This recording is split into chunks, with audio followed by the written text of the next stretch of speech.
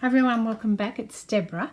Today I'm doing another of my viewers' suggestions, and I have 3 people who, I don't know why, have challenged me to do something that is pink and girly.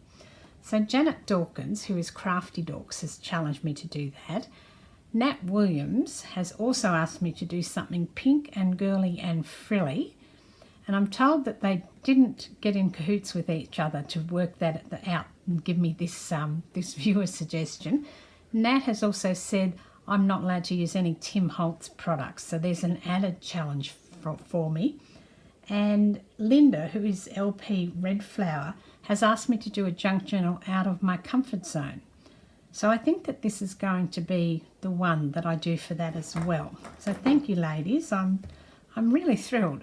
So much so I had to go and buy some papers because I don't really have anything that's very pink and girly in my papers stash. But I went out yesterday and I found these beautiful papers by Minte, and they've got these soft pinks and beautiful turquoise colours. I bought the whole pack, and when you buy it in a pack you actually get the things that you can fussy cut on the back sheet of the front cover. So that's lovely. But I'll just give you a quick flip. You get 12 papers, so you get 2 of each. So I've just turned them so we can see all of them. There's this one, I love that, it's gorgeous. And then you've got some white frames, a pink version of the gingham, these frames. This is very cool, something different. I love this teacup that seems to be floating on the bottom of a balloon, it's lovely.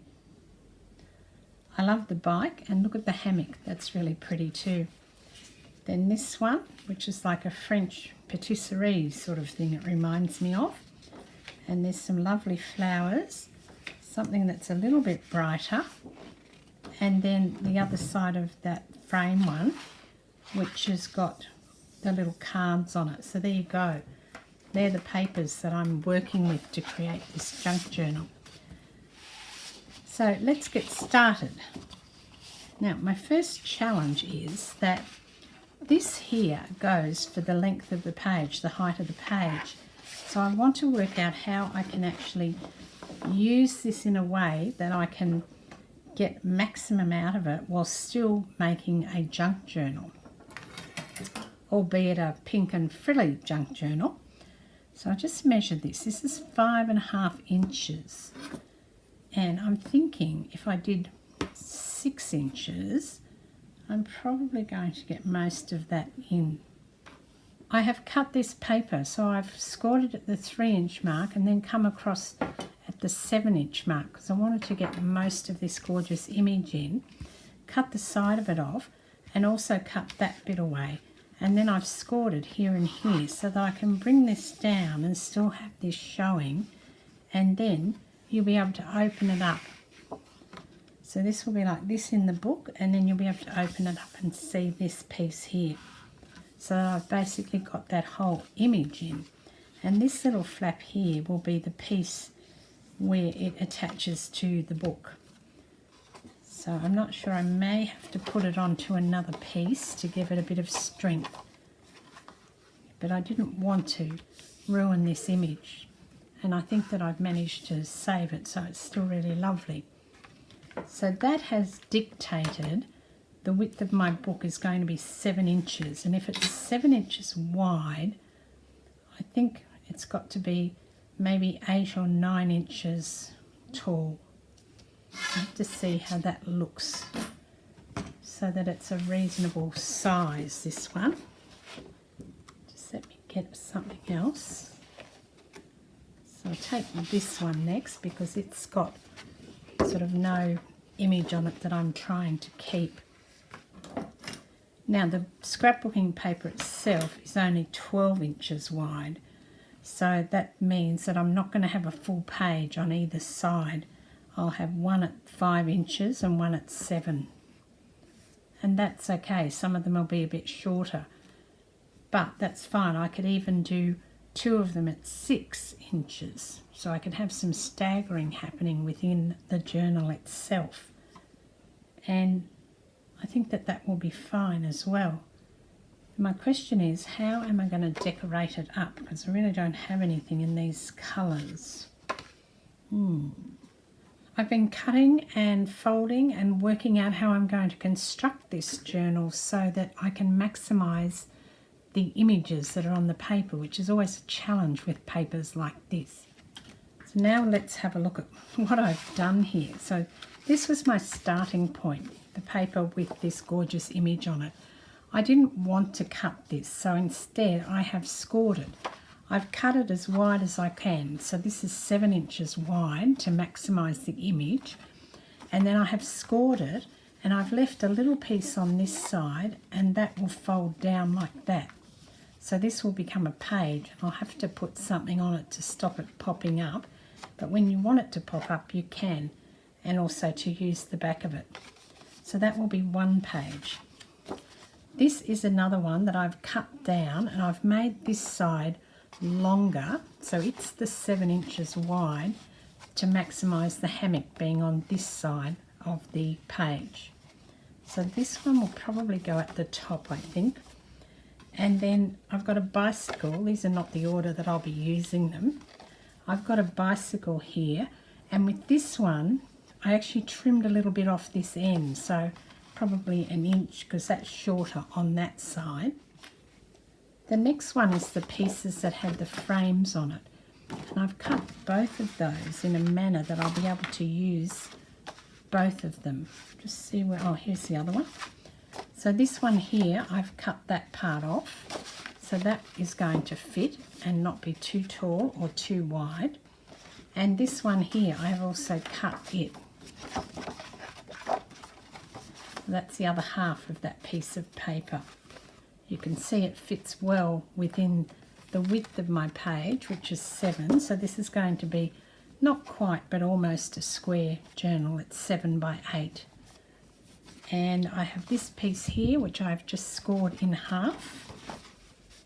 So it'll be 6 inches wide, but the 8 inches tall. This is the one with the balloon on it, and I've done the same thing that I did with the little shop. I have scored it so that it is 7 inches wide, or not quite 7 inches actually, but I've scored it in a place that would work for the papers themselves. And then I have put some score lines down here, so this can fold up, because if I left it down it's going to be too tall for the book. But I'll scored it here, and I've just folded up like that, so that then you'll be able to pull it down to see the whole image. And I've also cut the sheet, one of the sheets of cards, this one here, and I have scored it in half, and I've cut the 2 centre pieces out. So these are the ones that are in the centre, and these 2 will fold up like that, and then it will go in like this. And this one's going to have all different sorts of finishing places for the edges of the paper, and also on the top pages. But it's the way that I can maximise the papers, so that's what I'm doing. I will also use this somewhere, so I'll be able to put this in, you know, I could even put it in the centre of the book, just like that. I'm not sure yet what I'm going to do with that. And I have lots of leftovers still, so I need to keep working through, because these ones will make good belly bands, and then these will be good pockets, and obviously things like that I will use that as a pocket as well. There's the other half of the hammock paper. So there's plenty left over, and I've still got 2, no, more than that. I've still got another sheet of those, and then one of these ones, and one of, oh, that's another one with the frames on it. So I don't know what I'm going to do with the frames yet. If I cut them this way like I did last time, I might be able to get that in. Let's see.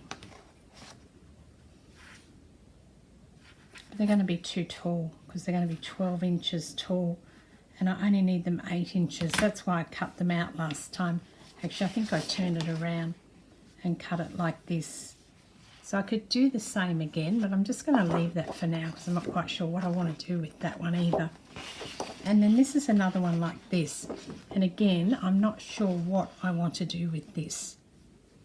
I may have to give this some more stability, because it would only probably end up with one of the wax, you know, it'll be only one anchor point here. I might have to think about putting it onto a page, which I could do. Let me just have a look at the papers, see what's at the top of them that can... So this one here, what I can do is I can put this down here, so glue that on, so it's still got... Yep, I might have to do that. I will. I'll glue this on here, and that way it will have a solid base on this side, because I'm worried if I only put one anchor point here, it's going to swing like this, and I don't want it to do that. And then over the top, I want to put something else. Now, I had a little thing here. Not that one. So let me find this one. So I'm going to put this over the top of it and stick it down, and then this will fold over there. I just wanted to see if I've got enough. It's just going to be wide enough to do that. So that's the plan, so let's get gluing. I'll have to see about finding some paper clips, because the only mini paper clips I own are Tim Holtz paper clips, and I'm not allowed to use those. Thanks, Nat. Well done. So I have to think of something else I can use.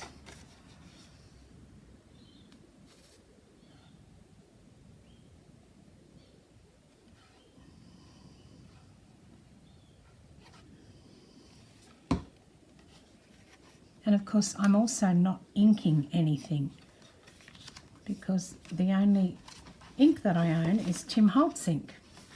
So there'll be no inked edges, and anyway, I want to keep it really white and crisp and clean, so that I get that look of, rather than the grungy sort of thing that I usually do. So I think that'll work well. So that won't actually come off there, but you won't know it's even on there, because once I bind it, you won't actually see it. I scored this one off centre because I want some more to come out to that 7-inch mark or thereabouts. I think I've got something. Oh no, that's right. Yeah, it's just getting a bit thick because of the pages. This will go in there too. It's one of the strips, to work out which way I want it to go. Possibly that one down, and then these over like that, I think. I might do that, yep. I've got some white seam binding out that's been crinkled, and I'm going to use that to kind of tie things up as well. I'm going to turn this one around, because I'll move that too, because I want something nice at the front when you open it up.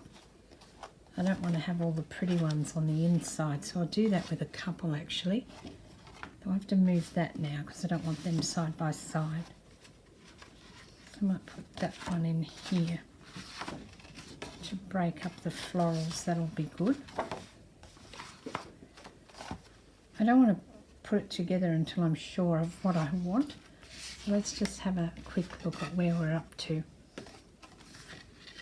It's got a half page there. I'm going to stick this down, probably maybe up here, I think. So I might try and get some of this stuck on so that I can start getting it to a point where it's getting close to being finished. And now I want to put some of that seam binding down. I forgot that bit. Ah.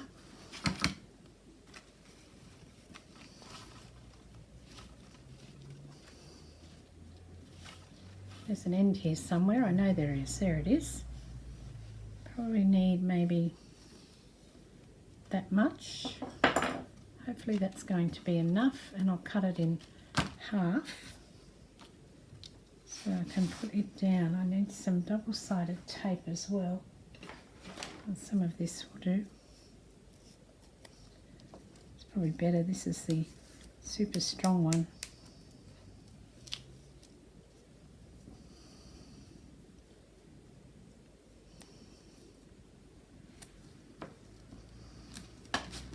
Some up that way so I can catch the binding on it.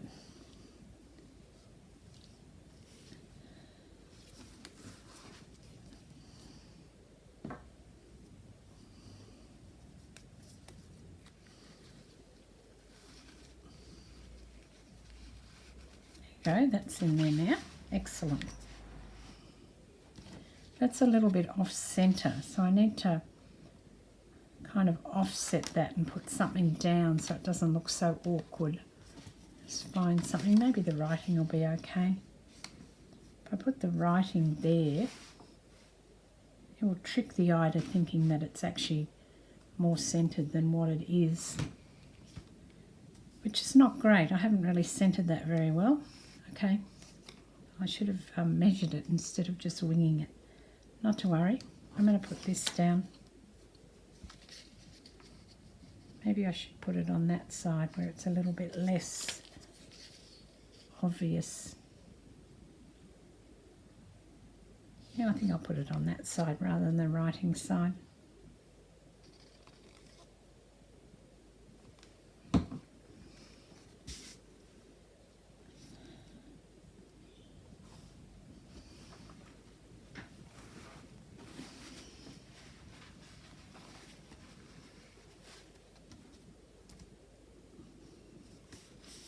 I'll cut that off once it dries. Then we've got a half page with this frame in it. And I would like to put something into these frames, and I'm trying to think what I've got. I've cut this frame just around like that so that I can put the chair into it. So just pull it up like that so that the chair's in the picture frame, and I'm just wondering what else I can put on here. Perhaps these flowers can go on the bottom of this to give it a bit more interest, make it pop a little bit. I'm using the straight edge of the leaves down the bottom because they're on the bottom of the page to position it. And we'll get this stuck down, a bit of glue in here.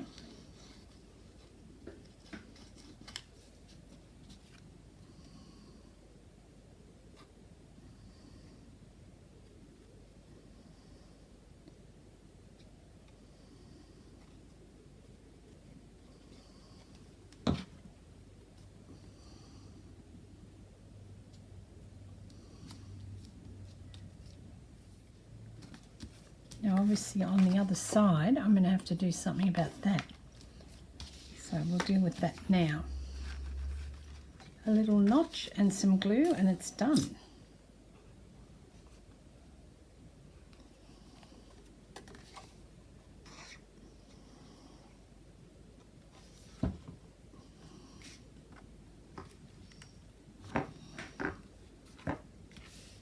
And then with this frame I have cut down the sides, and that I've inserted the hammock in there. Just get it to where I want it.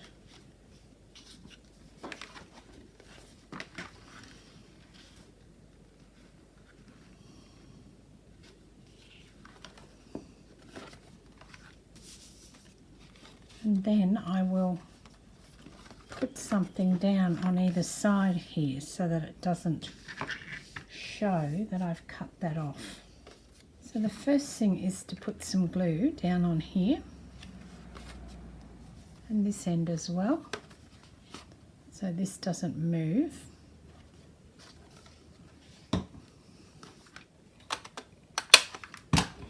So I've put a notch in this piece and I've cut it the same size as this piece here.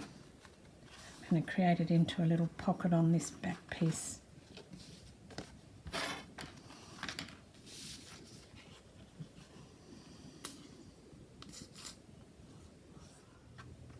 This one in here, I might put it with the flowers this way, and then I can put it with the check on the other way.